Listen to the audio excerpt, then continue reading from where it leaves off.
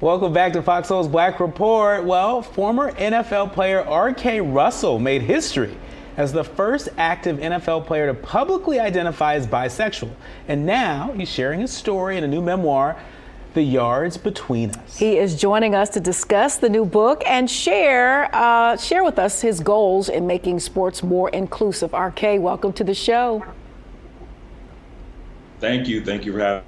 Indeed. All right. So, you kind of championed and did something that many folks in the league are a little afraid to do, which is to just simply be yourself. Now, what inspired you to go ahead and live your truth?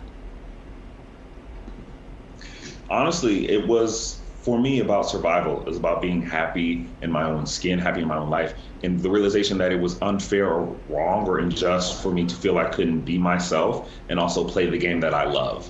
And I didn't want anyone else to come at that roadblock and feel as though they needed to make a decision. I didn't want to make a decision, so I thought moving forward, I need to embrace my truth and myself, and then see where the chips fall as they may. I love football. I never wanted to stop playing football, but at the same time, life had a different calling for me, and that is to write this book, The Yards Between Us, and to also help other athletes and people coming up in this world realize the same thing, realize that you should not have to choose between your truth and the things that you love to do. Wow. RK, you share in the book at one point you were juggling between your secret personal life and your football life. Can you talk to us a little bit about how difficult that was, and tell us the 3 words that your mother said when you opened up to her about your truth? Yeah, to juggle private and personal, there's a fine line. It's okay to keep things private and to yourself and to keep family matters, closer to the vest. But you need to talk to someone. And my personal life, that football persona and that football culture and that male culture became toxic at times, to tell men that they shouldn't cry and they should be tough, or that emotions were weakness, were all things that bled over into my life and into who I was in very toxic ways. So having the private life shrouded in kind of secret and shame, and having the public persona be so big, I was in constant conflict with myself, which blocked me from happiness, love, from enjoying the moments of being a Dallas Cowboy and a Tampa Bay Buccaneer and having success in a game that I loved. So for me, the two to be so at odds and so in conflict and not be in harmony was probably the biggest struggle that I detailed throughout the book and throughout my life. And in terms of writing the memoir, and in terms of hopefully being that inclusion for other athletes, I hope that they just can see themselves to doing everything that they want to do and being the person they want to be. When I came out to my mom, to address your other question, the 3 words that she said to me were, "What about football?"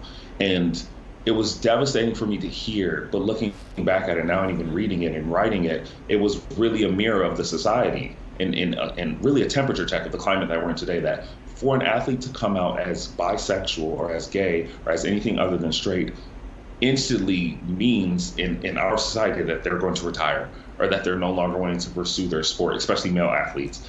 So it was devastating to hear from my mother, but it was also so telling of a society that raised both of us and that we were both in.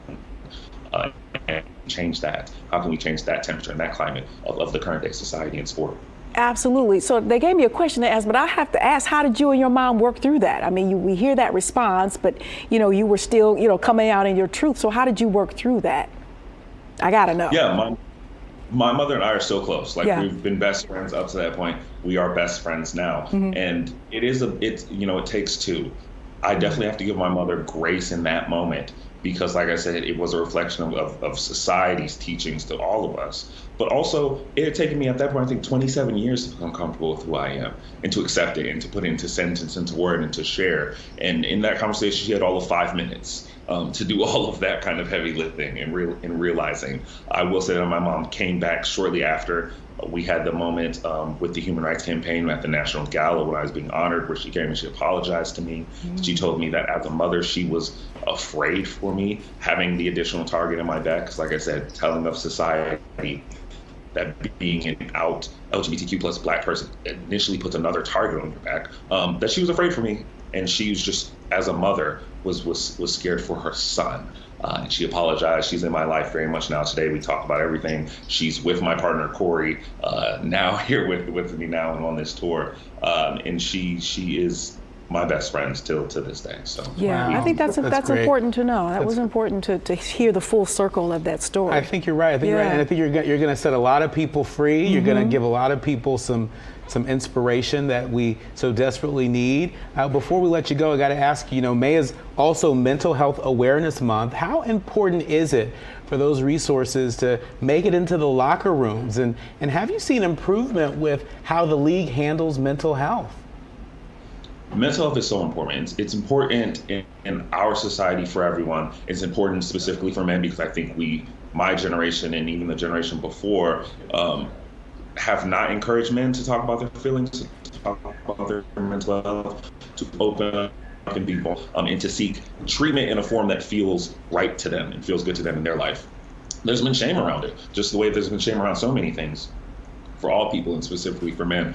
In the NFL locker room, I think it's extra important because at a young age, you're entering into such a heightened profession, such a public profession where everyone has an opinion about you and they can tell you about it within 140 characters in 5 seconds on Twitter or in your comments on Instagram. So I think it's important to make sure that you're checking in with yourself, that you're prioritizing yourself outside of a sport, that you're checking in on R.K. Russell the human and not just R.K. Russell the football player. And I think that in turn will improve your game. If you do want to still focus on those things through a sports lens, it's important to take care of yourself. You can't go out on the football field, traumatized, stressed, depressed, anxiety, without dealing with all those things. First, you're not going to help a team win. You're not going to help yourself in the long run. And I think the NFL is seeing that. More specifically, I think players are seeing that and taking onus on their own mental health and on their own journey and wholeness and well-being.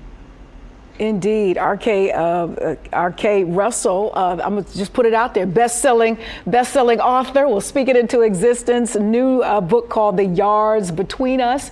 It's available everywhere books are sold. We want to thank you so much for sharing your story and taking some time out. You're an official soulmate. We're baptizing you today, and we definitely got to have you back and really continue this conversation. We appreciate you so much. Continue to make us proud, brother. That's right.